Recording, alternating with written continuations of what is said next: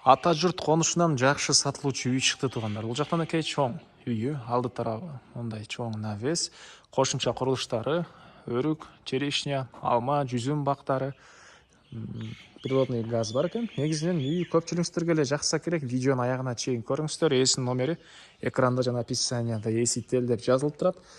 Ушундай издеген дос туғандармен да бұл видеоны бөлішіп кетіңіздер туғандар. Сатылуучу үйдүн жайгашкан жери Нова Павловка. Ата жұрт қонышында жайгашкан. Үйгө баруу үчүн сиздер Фрунзе көчөсү жана Свердлов көчөсүнүн кесилишинен бул Зария Нурлан базарынын жанындагы көчөмөн түндүктү карай бир аз жүрөсүздөр. Бул жакта ата жұрт қонышы жайгашкан тугандар. Үй тарапка чейин 229 маршрутканы бара аласыздар. Бул чоң жолдон шаардын бурчусуна көптөгөн эле маршрутка автобустар жүрөт экен тугандар. Жанакы көчө менен келесиздер. Үрүстү көчөсүнө жетип оң тарапка бурулсаңыздар, сатылуучу үй ушул көчөдө жайгашкан. Анан түз өтсөңүздөр, мындан кийинки көчө Профсоюз көчөсүнүн уландысы болуп калат экен тугандар. Ориентирди Сулайман Ачы дүкөнүн алсаңыздар болот, ошол жерден эле чыгышты карай жүрө бересиздер.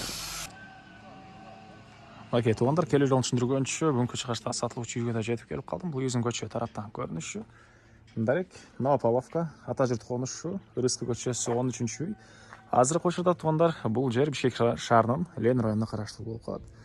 Так, көчө тараптан көрүнгөндөй забор, бул жакта дарбазасы, чыгыш чеграныкай бул коштан заборунан башталат. Батыш чеграсы мына бул коштан заборуна чейин.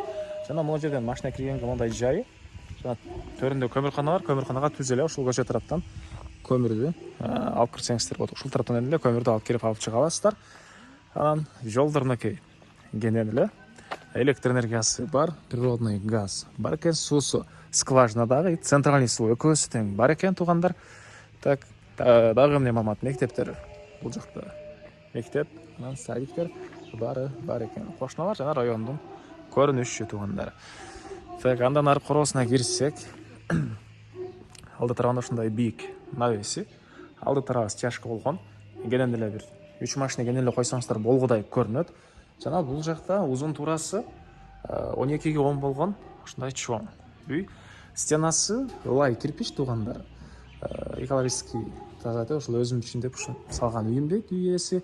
Жана сырткы тараптан ички тарабынан мыктар кагылып сетка менен токулуп, сырткы тарабынан мына көрүп тургансыздардай фасад менен жасалган жана утеплять этилген тугандар. Үй менен забордун ортосуна кенен ушунча аралыгы. Анан газ, электр энергиясы боюнча айттык. Отоплениясы паровой отопление, а септиктер ажаткананыкы өзүнчө, кухняныкы өзүнчө, дагы бир өзүнчө. Кыскасы 3 кольцо өз-өзүнчө тышталып, үчөөсүнө өз-өзүнчө суу тартылып тугандар. Үйдүн бул түштүк тарабынан көрүнүшү, жана бул жакта бактары, кошумча курулуш склад, кошумча курулуштары. Бул жакта машина оңдосоңуздар, ямасы деле бар экен. Бул менин 4-үнчү машина деле баткыдай көрүнөт. Бул яманын үстүнө койсоңуздар. Сиздерге үйдүн ички тарабын көргөзөйүн. Документтери боюнча тип паспорту дагы, кызыл китеби дагы ээсинин колунда экен. Андан ары киргенде бул прихожкасы үйдүн тугандар. Мынакей полдор баары жыгачтан болгон пол. Баардык бөлмөлөрдү жыгачтан болгон пол. Бул жагында кухня, тамактануучу жайы, түштүк тараптан терезеси, кухонный мебелдер, газовый мынакей плитасы. Андан ары бери карай жүрсөк,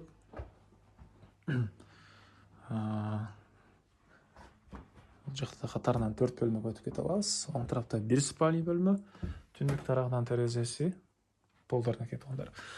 Мондай пол экен, жаштан болгон. Ушундай пол. Анан төрүндө катарынан 2 эшик жана бул жерде окшош размердеги 2 бөлмө. Мынакей түштүк тарабынан терезеси, дуалдар обой, отоплениянын батареялары. Жакта дагы бир бөлмө. Анан бул жагында дагы бир бөлмө бар экен тугандар. Мынакей түштүк тараптан терезеси. Негизинен ылай кирпичтен салынган үйлөр ички тарабы кирген адамга жагымдуу болот дейт. Онда көпчүлүгүңүздөр билсеңиз, байкасаңыздар керек. Салкын, кышында жылуу. Анан бул тарапта ванна, душ, жатканасы и отоплениянын котел жайгашкан бөлмө тугандар. Мен кайра сатыш үйдүн короосундамын тугандар. Так, кошмо тараптан болгон мындай забор. Анан бул навестин деле материалдарын тугандар жакшы материалдар менен салган дейт. Аны келгенде эле өзүңүздөр байкап көрсөңүздөр болот. И гүлдөр. Бул жакта скважина и центральный суу үйдүн ички тарабынан дагы сырткы тараптан да чыгарылган. Бул тарапка, склад тарапка карай дагы мындай тротуарлар куюлган.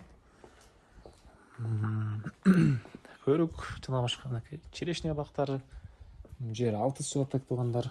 Бул жерде көмүрканасы, жана айткандай сырттан көмүрдү алып келип түшүрө аласыздар. Курууңуздарды кара кылып, бул жактан алып киришпейт. Арткы тарап менен алып келип чыга аласыздар.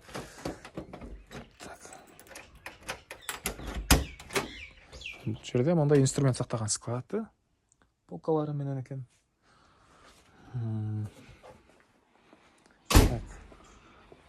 Бул жакта дагы мындай бир склад. Мындай эки-үч кой кармалган мындай сарай, сыртка жаткана. Түштүк чыгара бул жерден, сеткадан. Дагы эмне маалымат туугандар. Айтылган бир эле баасы калды окшойт. Баасы бул үйдүн 80 000 доллар сурап атыптыр. Анан дагы сүйлөшүү болот туугандар. Ээсинин номери 0778 23 82 08. 0778 23 82 08. Лайктан басыңыздар туугандар, ушундай үй издеген дос туугандар менен видеону бөлүшүп кетиңиздер.